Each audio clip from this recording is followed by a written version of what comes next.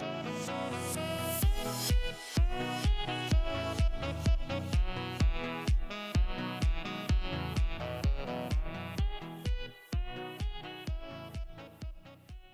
my name is Cassie Valenti. I'm a student here at FGCU. I'm also a volunteer with the Florida Native Plant Society. I'm majoring in environmental studies, and my passion is to educate people on the value of native plants in the home landscape.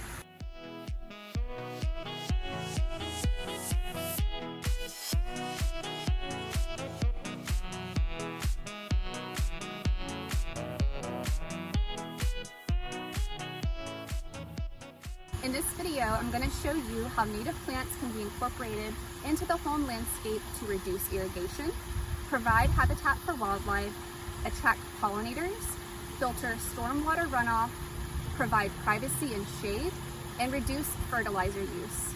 I'm going to take you along on a field trip to show you 3 properties here in Southwest Florida that have chosen to use native plants in their home landscape. I'll also show you tips on how you can use your yard to filter pollution and protect our local water bodies. I'll introduce you to some native species and also provide resources to create a garden like this on your own. You'll also get to see a fruit forest in a home garden and some tropical edible plants that you can grow yourself.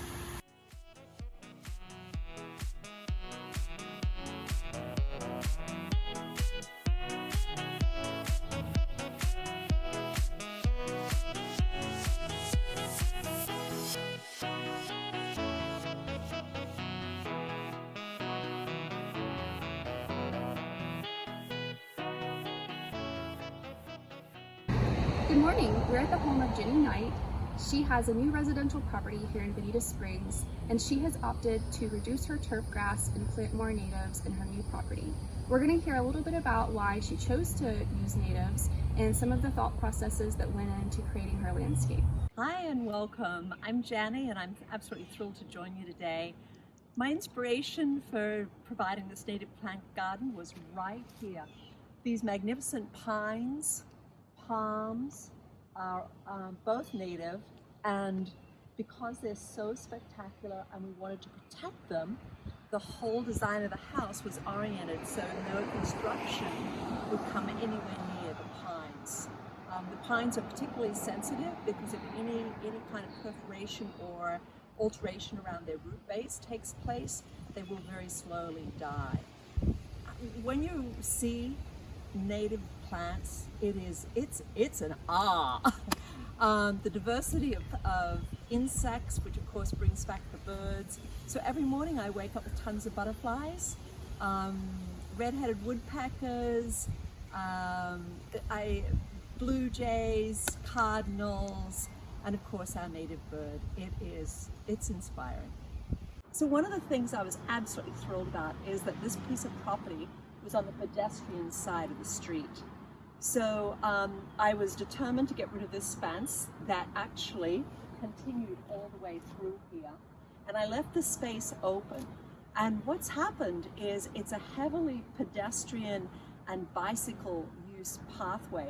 So people have stopped by, waved, said hello, and you know, we don't often think about sustainability from a social perspective, but this has become a highly socially sustainable experience now. And one thing I didn't expect is because people wanted to stop and talk, and you know, they were curious about the kinds of plants, why I was repeating the plants in front. And then when I said, well, would you like to see the back? It was all over then because the back is full of more of the colorful plants.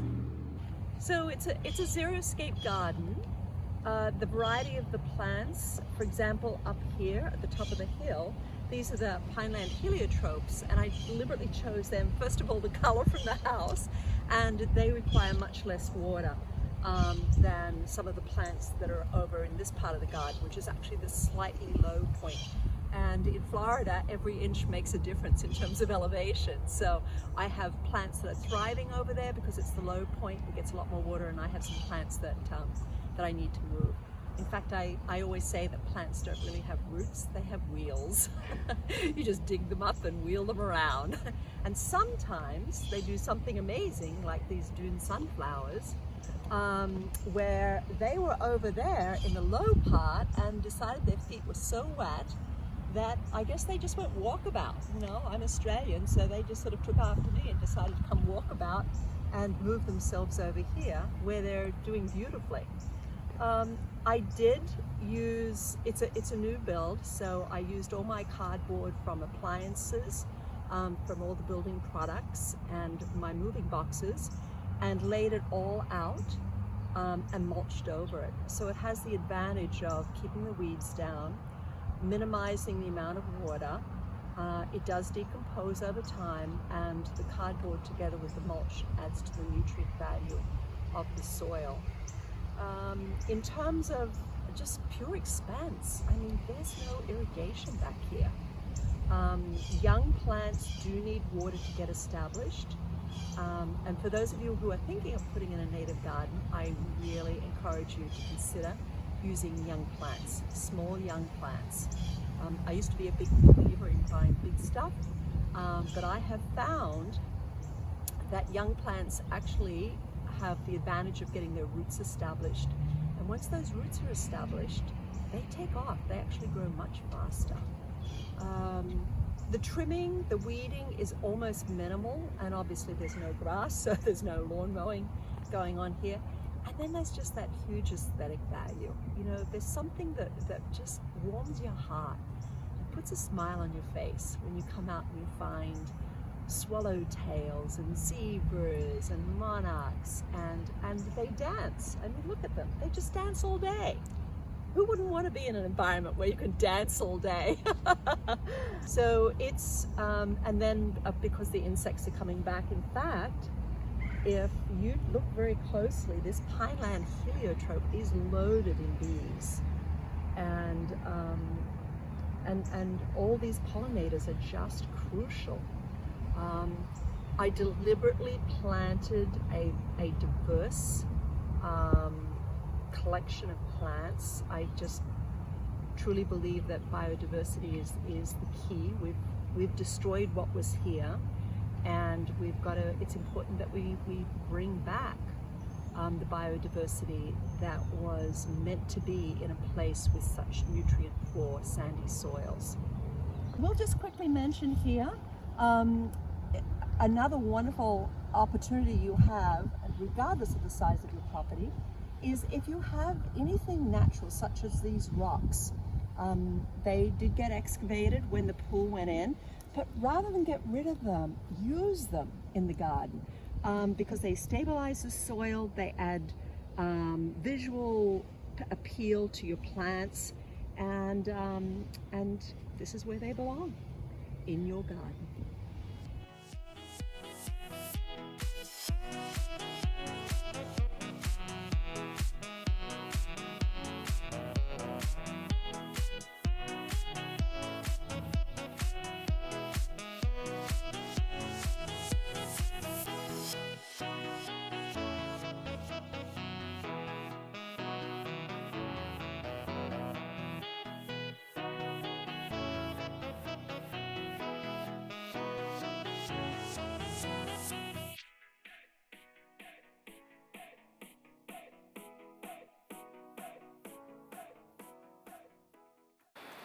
Ginny has wisely chosen plants to provide a natural privacy border. Once they mature, they will serve as a windbreak and also help reduce noise.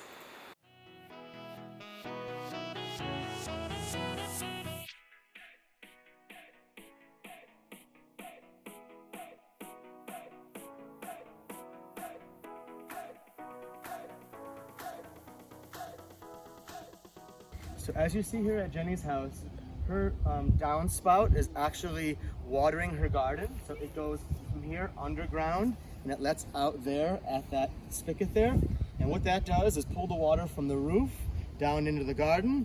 Now the garden is absorbing the water, it's removing sediment and any excess nutrients that are in that water, also percolating down into the soil and recharging our aquifer.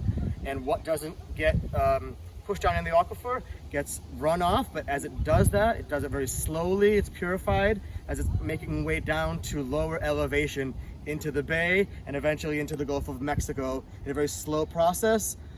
therefore not feeding any algal blooms or offshore red tide.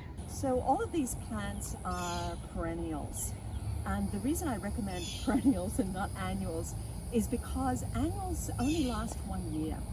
Most of these perennials will reseed, so you've got this natural source of seed and plants, and cost-wise there's nothing to it once you get your first small plants established. The other benefit to perennials is that you're not constantly digging down into the soil and disturbing it. So the nutrients stay where they are. Plants do communicate through their root system, and so they are supporting each other as they continue to grow and to spread. And in fact, this is a really good example right here. Porterweed was one tiny plant, and you can see how one tiny plant has just covered this area. And in fact, I'm now able to provide friends who are looking for porterweed with their supply as well. So you become a generous spirited person when you grow natives, because you're constantly providing plants to friends and other people who want to get their native plants established. And speaking of that, I really do offer a caution about where you source your plants. Oftentimes we go to big stores that have beautiful displays full of color, and we're so attracted to it. But that's exactly what they want. Their marketing is great. Don't fall for it. Because invariably you'll get those plants home, most of them are not natives, and you can't sustain the kind of fertilizer that's dumped on those plants in order for them to look the way they do during that short window when they sell. And in fact, if you want any plants, I'm more than happy to source your future garden. So native plants don't require any fertilizer, so there is absolutely no fertilizer used here at all. In fact, you look at these spectacular colors and you probably think they're loaded with fertilizers to get them. But as a result, this garden is not contributing to algae blooms, it's not contributing to red tide, the fertilizer is not running off into waterways.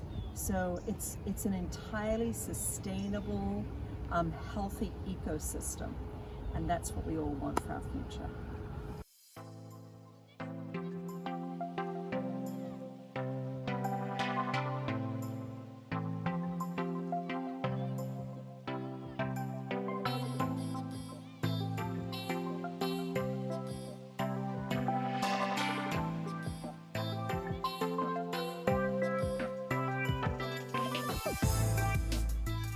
Good morning, my name is Linda Blaise. I am the chairman of the Butterfly Gardens here at Village Walk, Bonita Springs. Only 6 years ago, what you see did not thrive here. We are engaged in taking out non-natives and invasive plants and planting butterfly-friendly plants, including host plants and nectar plants. If you take a look behind me, you will see that we have butterflies nectaring on the Tibutina and the Salvia. The Cyrellus are all plants that are important for the fact that they provide food, breakfast, lunch, and dinner for the butterflies. These gardens are only here because there are dedicated people. I am what they refer to as the queen bee, and we have a hive of people. The hive consists now of 50 volunteers. The volunteers each work in individual gardens. We have 10 gardens altogether, and then on Fridays we get together for a hive rendezvous where we work in just one garden. We've been here 6 years. 6 years probably equals 2,000 or more bags of soil, at least 150 pallets of mulch, because what we have here is not Florida native soil. What we have here, it was bulldozed up from the canals that they dug. So we're trying to get to a pH that supports the native plants, which means that we need nitrogen, we need sulfur in order to bring the soil up so that you can have plants growing. We do have an irrigation system. When we started, we brought our water from home in milk gallons. After that, they got 4 hose bibs in over a stretch of 1/4 of a mile. So when you had to water, you had to put 50-foot hoses together end to end and drag them. When I took over, we were starting to get older, and I realized that wasn't happening. It wasn't working well. So I put the hoses together and put in Y valves so each garden could have its own hose right there. Well, after a while, that didn't work either. So now we have an irrigation system that does not require hoses. Each one of the gardens has along the sidewalk, which is a bicycle path, a timer that works like this. Oh, I bet you it's not going to be on because of the rains, but let me just see. Let me just turn this on. Normally all we have to do is turn the timer and the hose comes on, but they've turned it off because we've had so much rain. Here's a good example of what can be done in just a few years. There was a large oak tree here, and there was a red maple there. They both went down in Irma. We took the trunks away. We had a big root, a big stump. We left it there to decay. We just put soil on top of it. All of these plants that are in here now are all native plants. They've only been here 3 years, and we don't have to take care of this site anymore. We don't have to water over here anymore, and we certainly don't fertilize. Okay, these are zinnias grown from seeds. They are in our gardens because of the fact that they provide breakfast, lunch, and dinner to the butterflies and the other pollinators, including bees and wasps. Some people are anti-wasp, but they're important too. So these zinnias, it's the yellow nectar here that they're after. They're a good landing platform for a number of different butterflies. The interesting thing is some butterflies have taste buds and they like certain plants more than others, just like we might prefer a different food more than another food. So they are going to the plants that they like the best. You've got zebras back there, you've got bees on the salvia, you've got your zebra longwing here on the passion vine. Here we have an example of how we have layered our plants to replicate nature. We've got the highest level, which are giving us shade here. This is an oak tree, and then below it we've got a cassia and a Florida holly, Duranta. Going down lower, the nectar plants with the blossoms, red pentas, favorite of the butterflies. Important though not to buy dwarf red pentas because they don't have the pollen, the nectar that the big tall red pentas do. If you look over here to my left, you've got again a sample of layering. We've got the jasmine tree, the dwarf jasmine, underneath the ixora with the flowers, the giant milkweed, gara, starry rosinweed, your native porterweed.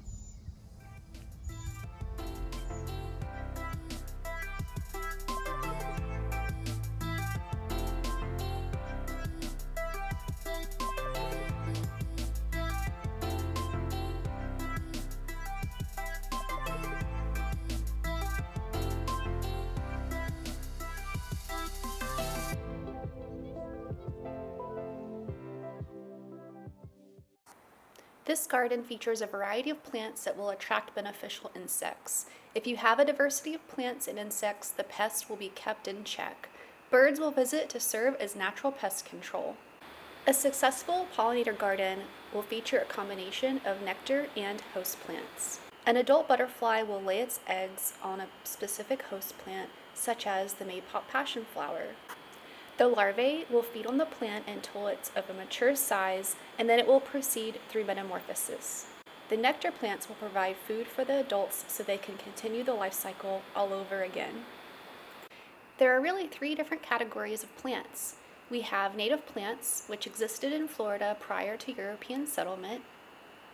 There are exotic species, which are from another country but haven't shown to be invasive. And there are invasive species which disrupt natural plant communities. The best option is to choose native plants because they have co-evolved with our native animals for millions of years. Native plants can provide benefits for humans as well. Some of them are edible, like the mulberry, beautyberry, elderberry, cocoa plums, There's also some native blueberries and blackberries.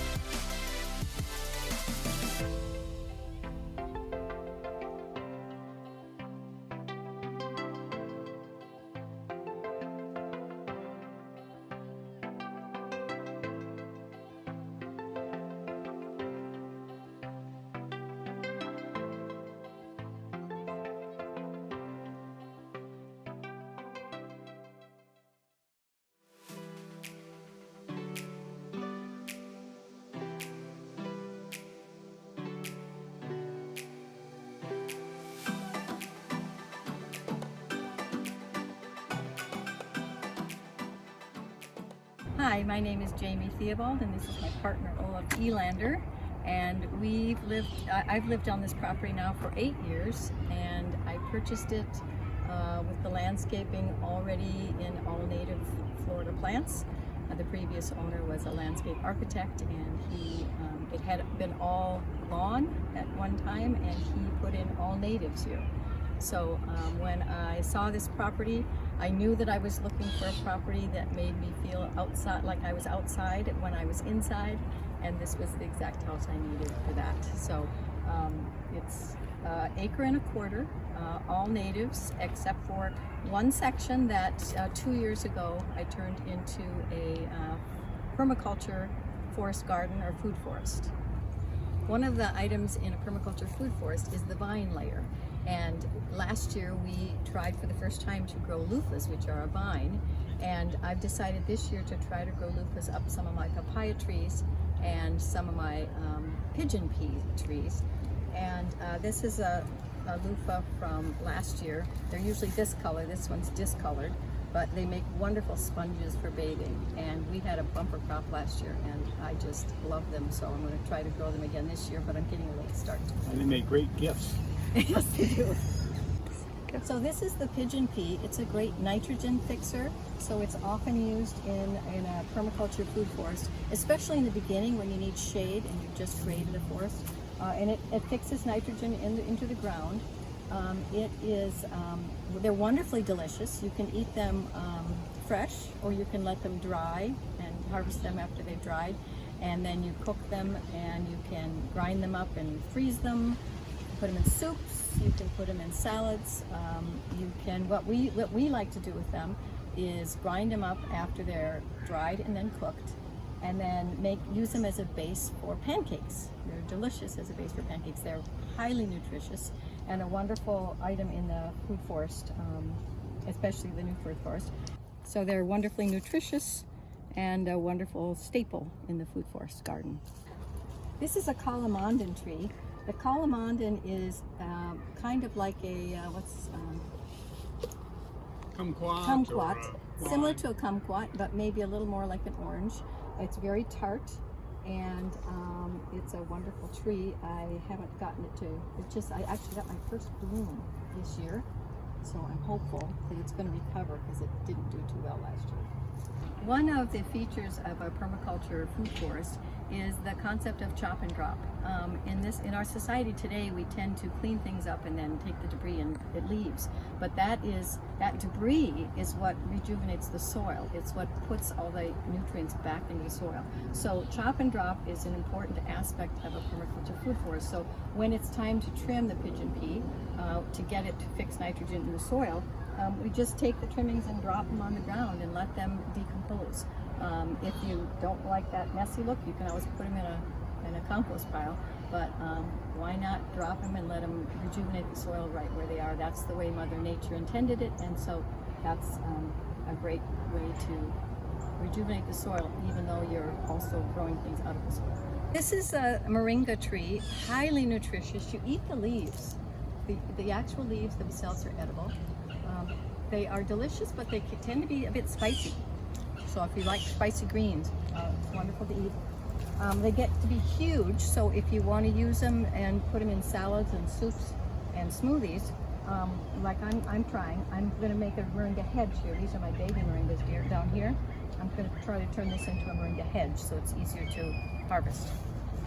And this is lemongrass, one of my favorites because I get to take it out and put it in, saute it in mixes for lemon flavor, and I make lemongrass tea with a little bit of this with mint, maybe a little basil. Ginger. And ginger, that's right. Very lemony. So this is katuk. It's a wonderful thing to grow in your food forest. You eat the leaves. They're very nutritious, and they do well in smoothies and soups and salads. And they're currently my favorite green to put in smoothies. This is longevity spinach, and it is also an edible. You eat the leaves, and it's quite delicious. It just recently took off for us. It's an avocado tree, and I have 3 of them in the permaculture food forest. They're supposed to hopefully fruit at different times of the year, so I'll have avocados year round. And I wasn't allowed to let them fruit for the last 2 years, so I've had to cut off the blooms, which is very hard to do. But you got to do what's right for the plant, and it needs to be stronger before it can produce fruit. So I think next year I'm going to allow it to fruit. Kumquat tree, so it produces what's very much like key limes, but it's a cross between a key lime and a kumquat, which makes it much hardier than the key lime. And they make wonderful key lime pies. We also have a kumquat tree over there, but this one's doing much better. Yes. Turmeric is a wonderful thing to grow in a food forest. It's fun to harvest, and you dig it out of the ground and then eat half of it and put half of it back to regrow the next year. And here's cranberry hibiscus, which is to fun sweet and put it in hot water and make a tea out of it also. And what else is it used for? It's my favorite edible because it's so tasty. The only problem is it is a diuretic.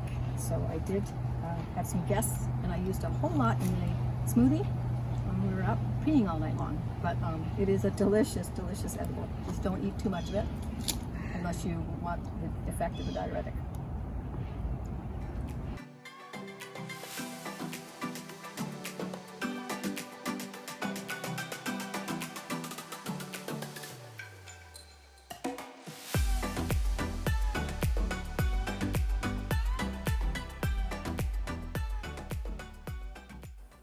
A garden with high diversity means protection from pests and diseases. Planting a diversity of crops requires fewer chemicals in the environment. For example, in a monoculture, the same plant growing side by side down a row and across a field makes it easy for diseases to spread. Large amounts of pesticides have to be applied to monocultures to prevent pest and disease outbreaks. Additionally, a monoculture where the same plant is planted over and over again will quickly deplete the nutrients from the soil. Year after year, it will require the addition of more fertilizers. Biodiversity will help reduce this need for fertilizer. As you saw, sustainability is something that we can all do in our daily lives by taking small steps to live in harmony with nature, work with our local climate, and reduce our waste. Even apartment or city dwellers can make use of a sunny windowsill or balcony by growing herbs, which are both nutritious and will save you money in the long run. There are many resources here at FGCU to learn more about sustainability. FGCU is interested in preserving and planting native plants for wildlife and ecosystems, promoting and teaching about sustainable food options. They're involved with our local community and groups like the Florida Native Plant Society. I have found the best way to get involved with a local organization is to find one that aligns with your values. This is a great way to give back to the community, meet new people, and earn your service learning hours at the same time. If you want to get involved with a local environmental organization, the Florida Native Plant Society is a great place to start.